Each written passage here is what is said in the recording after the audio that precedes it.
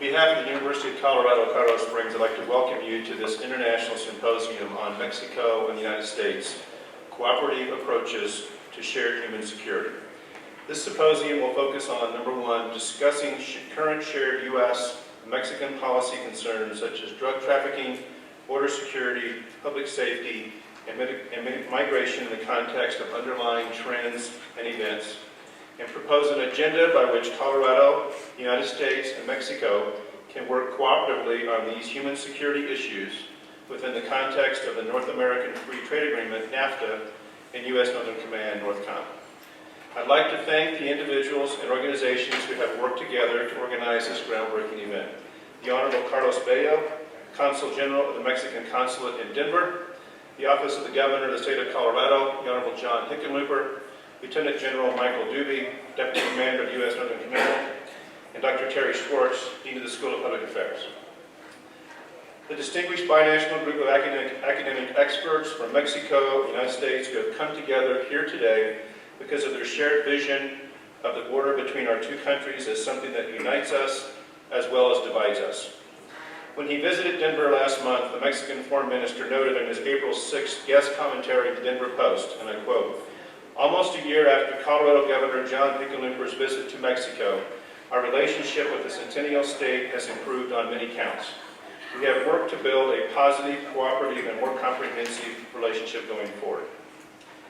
In the barrage of news reports and political commentary focusing on negative consequences of policy issues like drug trafficking, human migration, and border security, it's easy to forget that relations between Mexico and the United States, while historically complex at times and conflictive, has on the whole been very positive and mutually beneficial, with many shared strategic interests and objectives. They include: the U.S. is Mexico's largest trading partner and foreign investor. Mexico is the U.S.'s third largest trading partner after Canada and China, and the second largest foreign supplier of oil to the U.S. The U.S. faces a shortage of younger workers as its birth rate declines and the baby boom generation retires, while Mexico has a demographic bonus of workers. NAFTA in 1994 has succeeded in promoting the movement of goods, services, and finances across North America. Freer movement of labor would potentially create an integrated economic powerhouse capable of competing with China and the European Union. By helping to frame current policy crises such as drug trafficking and human migration as opportunities as well as threats, the UCCS School of Public Affairs is working together as a community to conduct cross-national research and build effective governance networks among elected and appointed officials, public administrators, businesses, community-based organizations, and the media in both countries to address issues in 6 key policy areas. Number 1, public security and protection. 2, facilitation of transportation and legitimate commerce. 3, economic development. 4, water management. 5, environmental protection. And 6, migration. As we celebrate our 50th anniversary of service to the people of Colorado, we note that until 1848, all of southern Colorado was for over 300 years first part of the Spanish Empire, and later what the original Spanish and Mexican settlers called New Spain or Nueva España. By sponsoring this event, the University of Colorado, Colorado Springs is proud to celebrate our state's Hispanic roots and transform lives by embracing our ties to this community. Por lo tanto, en nombre de la Universidad de Colorado en Colorado Springs, me siento orgulloso de darle la bienvenida a este evento. Les pido su apoyo en afirmar nuestro papel universitario no como una torre de marfil, sino como un espacio para la participación ciudadana de gran valor para las comunidades que servimos. Good morning, everybody. Buenos días. Buenos días. There you go. That's a good response. And I'll tell you about a little story. Once there was a mouse running very fast because there was a cat in his back. So he went into the first crack that he could find, in shelter. So suddenly he hears a dog bark and he says, well, if there's a dog outside, that means the cat is gone. So he pulls out and the cat just grabs him by the tail. And the mouse just said, okay, I lost. You won. But just tell me one thing, answer me one question. And the cat said, go ahead. Wasn't there a dog around here a little while ago? And the cat smiles and says, you know, it's sometimes space to be bilingual.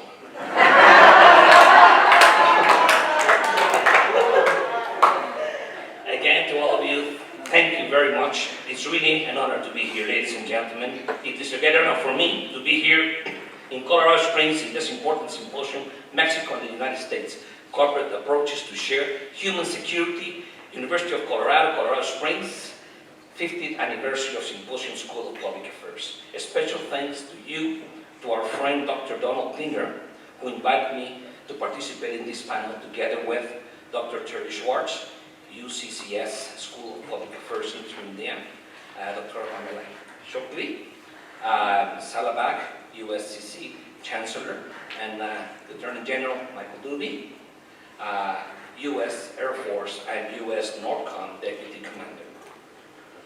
And all the distinguished panelists from the United States and Mexico that are participating in this event, and all the distinguished personalities that are here today in this symposium.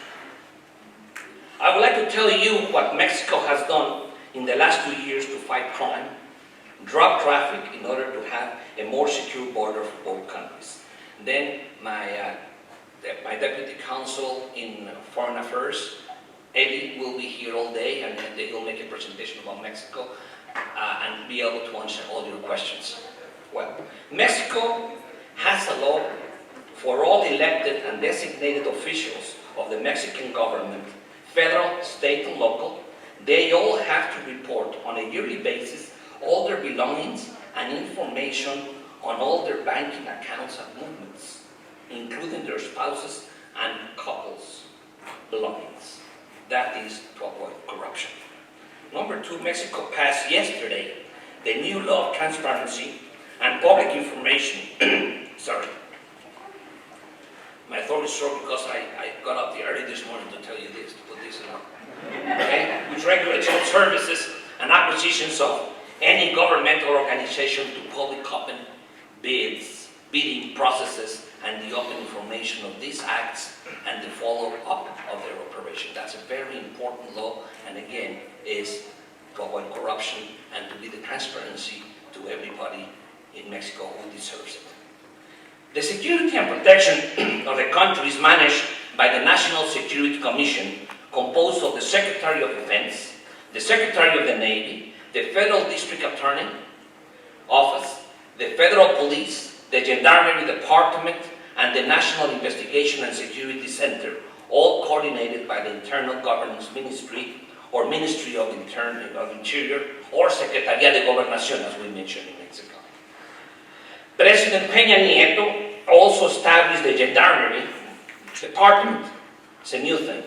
A federal organization composed of 5,000 officials, where 67% are college degree professionals in lawyers, doctors, psychiatrists, social workers, etc. This organization works together with the federal police to arrest and insist their enforcement. Another important measure was the elimination of county or municipal police in Mexico, police corps, and the establishment of the Mando Único, which is one sole command, where the state police works together with the federal police in order to have a better control and eliminate corruption. This is an effort to have a more professional police with better equipment and a better net of communications. Thank you. Thank you. Another important measure was the creation of the federal penal law for all Mexico and eliminated state and municipal laws on penal law, thus strengthening the law and its compliance, more control by all the law officers and DAs, and eliminates the famous habeas corpus that all the criminals used to do in one state or another and trying to avoid to be in jail. Okay? This now with a new law really eliminates all this part because all of them have exactly the same law. And there is no, how will I say, different states who were taking advantage of legal loopholes or gaps at the state level. Now, they cannot do that thanks to a unique federal level penal code, which is very important. In the great program of cooperation to fight crime and drug traffic in North America, the Mexican federal authorities, Sedena, Semar, and the Federal Police, and the U.S. federal authorities have captured 94 of the 122 most wanted criminals in both countries.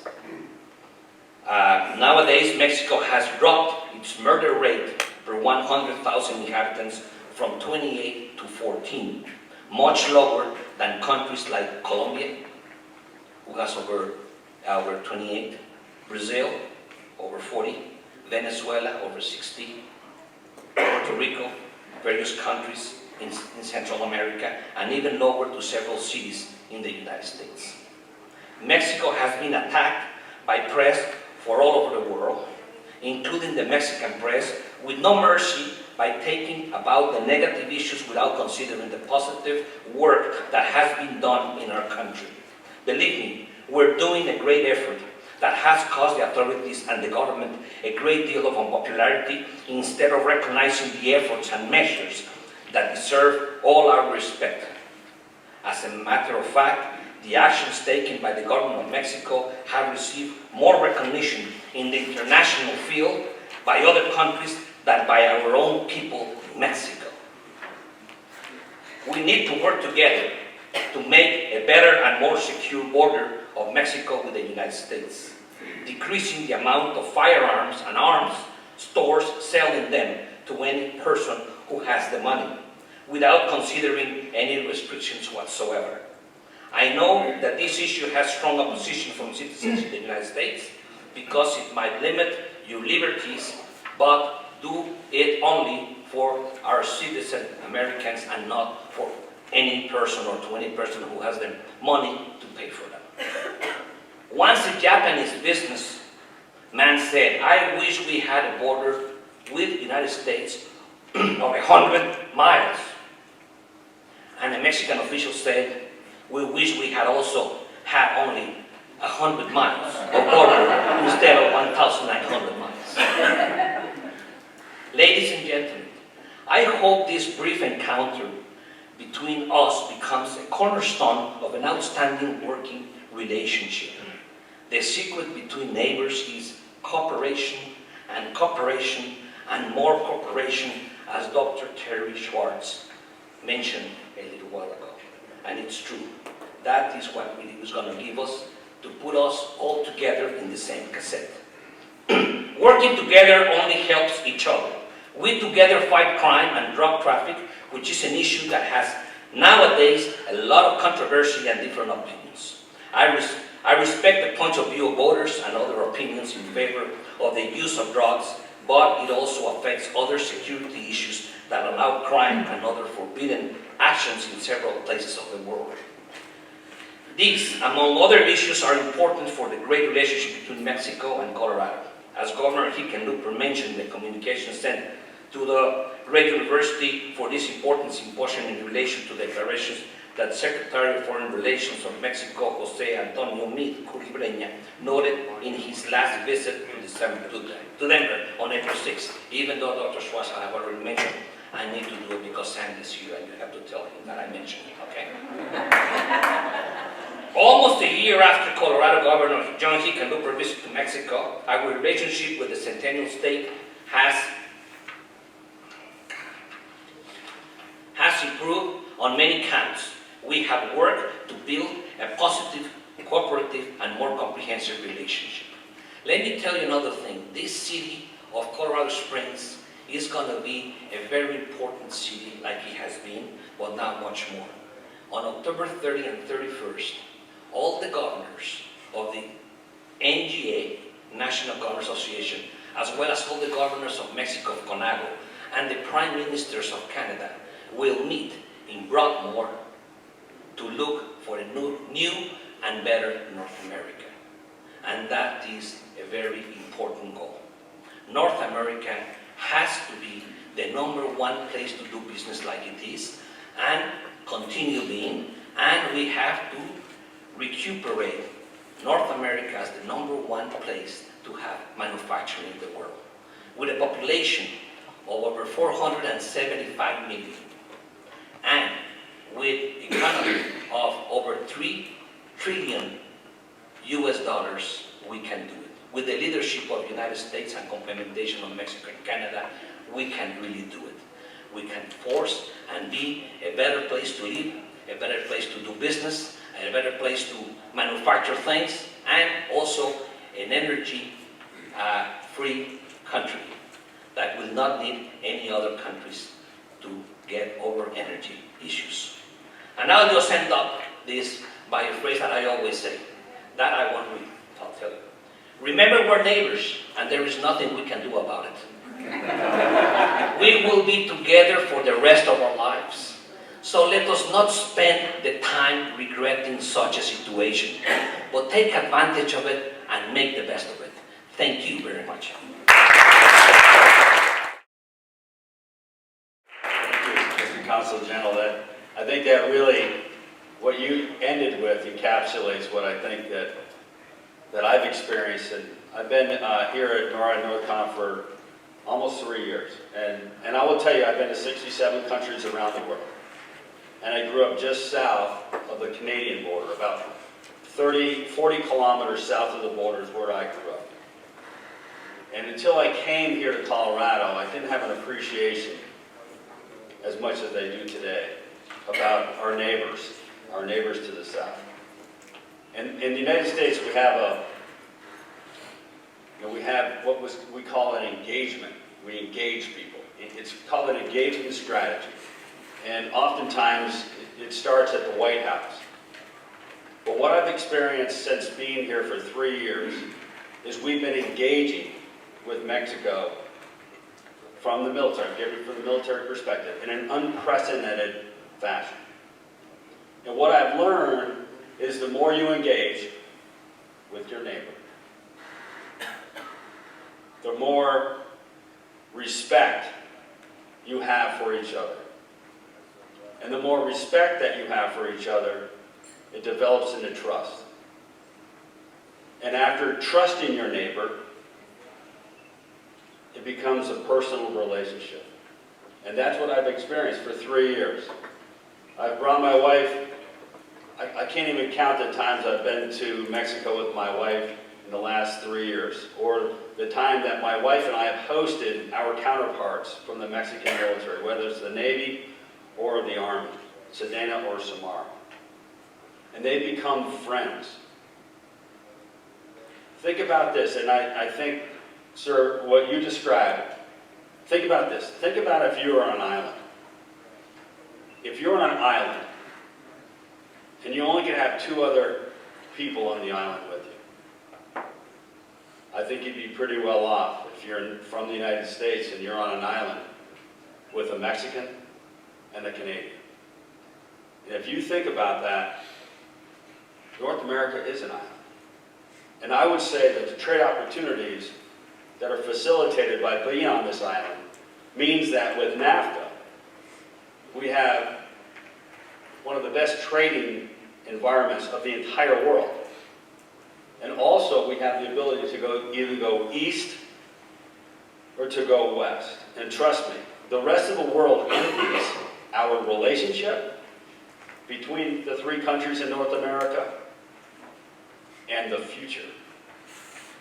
And I would say that my experience is that the sky is the limit.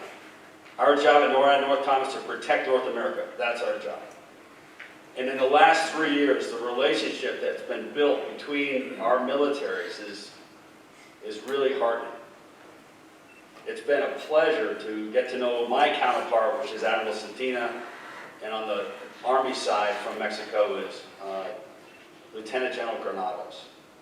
And they became good friends of mine. And when they came up to the change of command recently, the Consul General and I were talking about this back in the back of the room, to have the Mexican military represented at a change of command at NORAD and Northcom, it speaks to the relationship and the future that we will enjoy together. Last thing I want to say is to UCCS, thank you, to Terry Schwartz, and to the UCCS team. We're excited at Northtown to be involved in today. We look forward to the panel this afternoon, and then continuing the relationship with UCCS in the future. I think that there's so much to discuss today because this group represents the positive relationships that we have developed between Mexico and the United States, and really speaks to what we can do in the future.